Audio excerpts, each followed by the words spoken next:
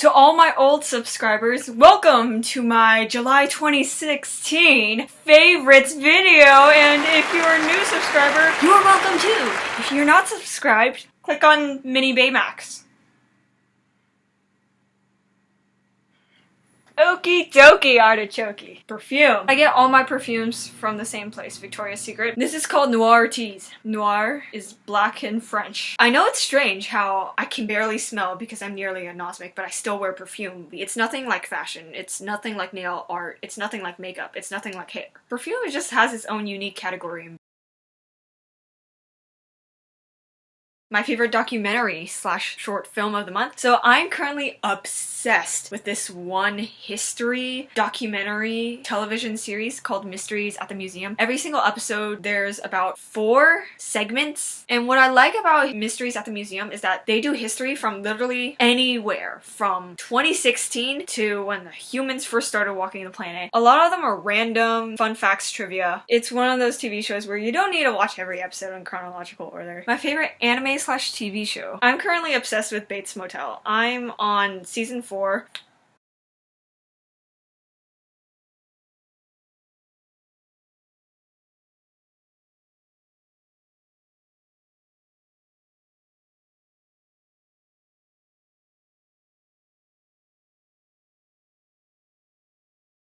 My favorite foreign phrase slash word. This in Japanese is pronounced baka. Baka! And in Mandarin, it's pronounced malu. If you translate it literally to English, it means horse fart.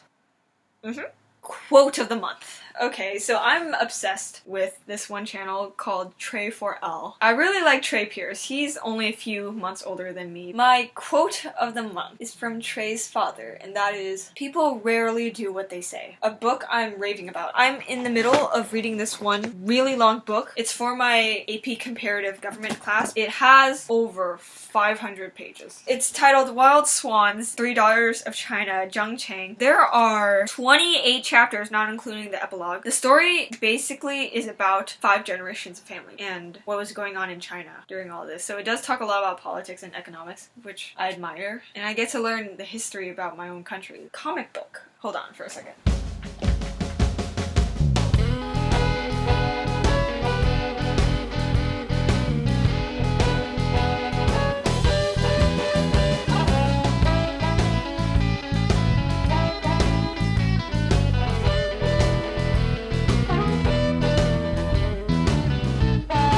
Okie doke. This is the first comic book I've ever bought. It's from DC Comics, obviously, because it's Teen Titans. Since it doesn't have the logo on the cover, I don't think it's the new 52. It's the first in its volume. I do have the sequel and the sequel to a kid's game. It does not have any advertisements, which is heaven to me. If you're looking for your first comic book, I think this is a good comic. I grew up watching the Teen Titans Cartoon Network series, so that's why I wanted my first comic book that I buy to be Teen Titans. The artwork is beautiful. In this comic book, there's more main characters to this book than just what's on the cover. There's Starfire, there's Beast Boy, there's Robin, there's Cyborg, and there's Raven. All the characters in this book that aren't from the Cartoon Network series are Superboy, Wonder Girl, Kid Flash. There's Jericho. Slade Wilson is Deathstroke's alter ego. Or it's not the other way around. My favorite cover, I really like Kurt Hugo Schneider, Ariana Grande medley. There's this one singer in the video whom I thought really stood out. I'll put his name right here. My favorite song that's in English. Have you noticed that my linguophile side and my music side are overlapping?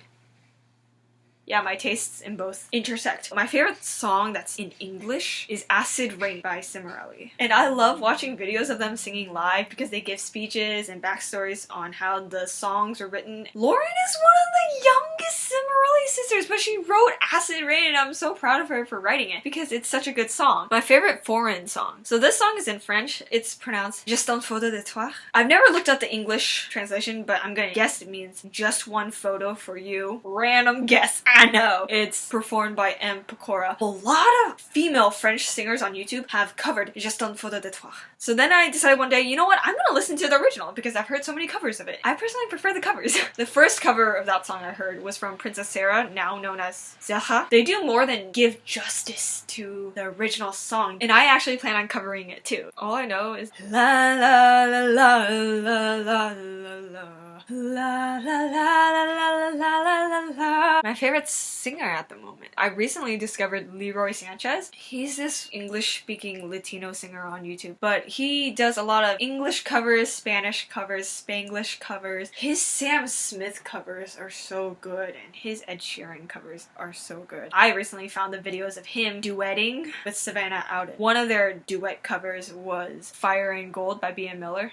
It'd be an honor to perform with them one day. A band I recently found. I like Haim. They're an all-girl group. All of them play at least one different instrument. I really don't know how to describe their style. At my school's most recent dance showcase, one of the most talented dancers in our program choreographed something to Let Me Go by Haim. I'm like, dude, I need to know that song because I really like the song. An album. Crywolf's Cataclysm album. I am so glad that he invested so much time into making a good album because I'd rather wait over a year for a good album to come out and then to wait 1 month and for a crappy album to come out. I would describe the album as not ambient. It's not like Tame Impala. Cataclysm is a lot of electronic music, but it's not dubstep. I'm not sure if you would classify it as house. It's definitely not trap. It's very calming, it's soothing, it's not trip hop, and it has an orchestral feel to it. I'm not sure how many instruments were used for the entire album, but every song, it flows and transitions beautifully to the next. This is like orchestra music, except electrified. Just listen to Cataclysm, you'll thank me later. And I really like how he titled the songs. It's kind of like a musical because first song I do believe is called Act 1 and then there's an Act 2 song, which reminds me, the musical of the month.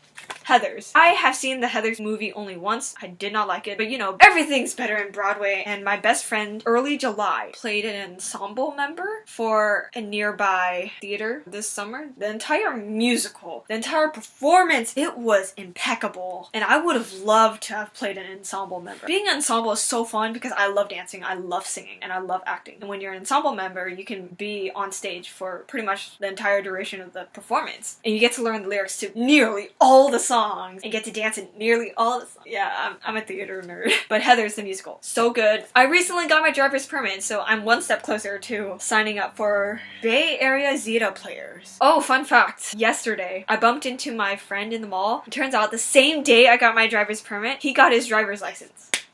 It's like fate, even though I don't believe in fatalism. So, my current YouTube obsession. Savannah Brown. She does slam poems, mostly. And she's such a talented writer. I don't have any slam poems on my YouTube channel. That's definitely gonna change. She's one of the many slam poets who've inspired me to write poetry. I would say slam poetry is my favorite genre of poetry. My favorite movie in English. Finding Dory. I'm not gonna spoil, but... Marlin and Nemo find Dory. And Dory's adorable. Get it? Moving on, I disgust myself. A horror story. 3 syllables. It's one of my favorite horror stories of all time. 3 syllables I first read when I was either a freshman or sophomore in high school. I became obsessed with horror stories when I was a freshman. What better horror story to do for my first horror story narration on my YouTube channel than my favorite horror story of all time? It's one of my favorite videos I've uploaded to this channel. Bath bomb. I found a good deal on Amazon. 6 bath bombs and it was like $20, but it comes from a company called Art Naturals. It's organic and it's moisturizing. The bars are 4.1 ounces each. It says soak in for minutes, feel it for hours.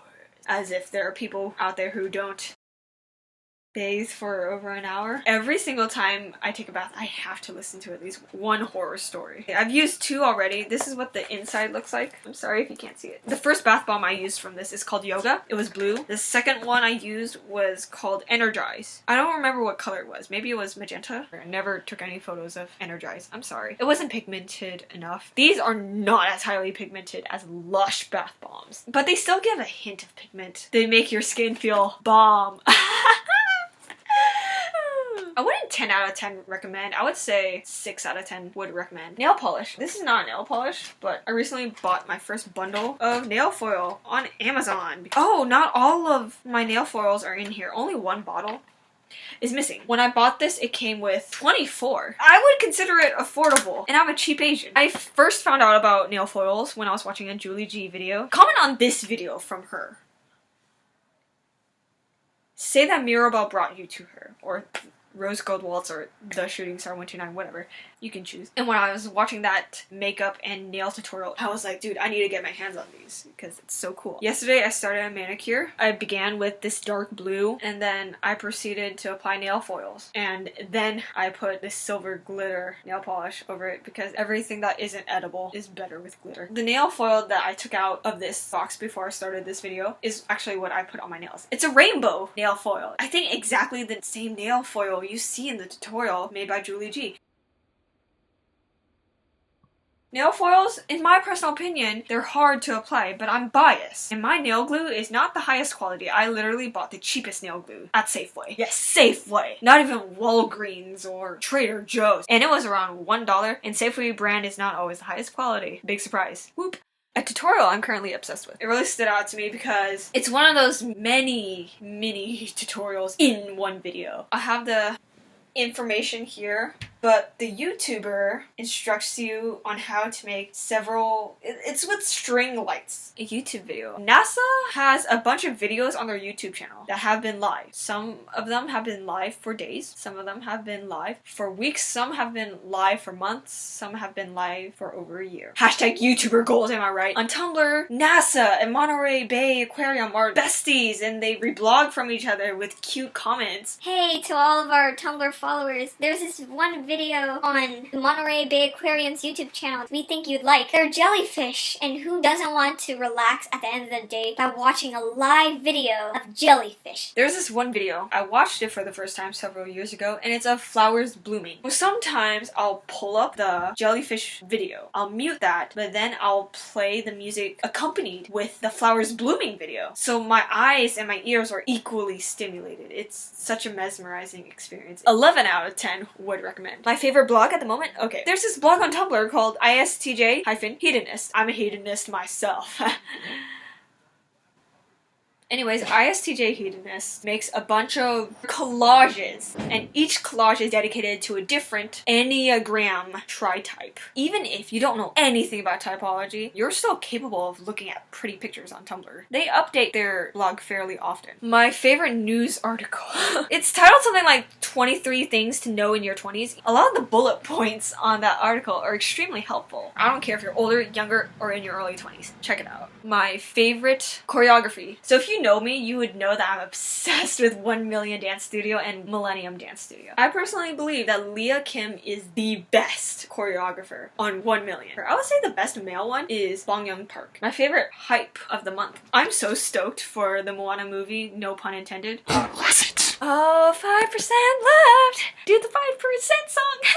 I'm almost done, Mirabelle. My foreign movie of the month, Three Idiots. It's a Bollywood movie. Majority of the Bollywood movies I've watched are from the late 90s and early 2000s. I want to see black and white Bollywood movies. Three Idiots is about 3 guys in college. There are several references to Hitchhiker's Guide to the Galaxy. I know nothing about that. But it's about these 3 guys. They're freshmen in college. All of their parents want them to be engineers. Only one of the 3 guys wants to become an engineer, and the 2 have to figure out how to tell their parents and convince their parents engineering is not the correct career path for them. I know it sounds boring and bland, but it's not. It's hilarious. And I'm usually not the one for comedy. If you like comedy Bollywood movies, it's so much better than Chennai Express. Only a very tiny fraction of the Chennai Express songs are good, like Kashmir Kayan to Kanyakumari. But the only, I would say, noteworthy, memorable, unforgettable song from Chennai Express was Titili. I mean, the soundtrack to Three Idiots is good. None of the songs disappointed me. I mean, one of the music videos, it does contain a suicide in it, and it's graphic. It's probably the happiest song in the film. Trigger warning for people watching Three Idiots, as hilarious and lighthearted as it is. There are several brief moments that are graphic. Every depressing thing that happens in Three Idiots is blam in your face. You never would have expected. I would say the most memorable song from Three Idiots is Arabaya All Is Well. I can't whistle.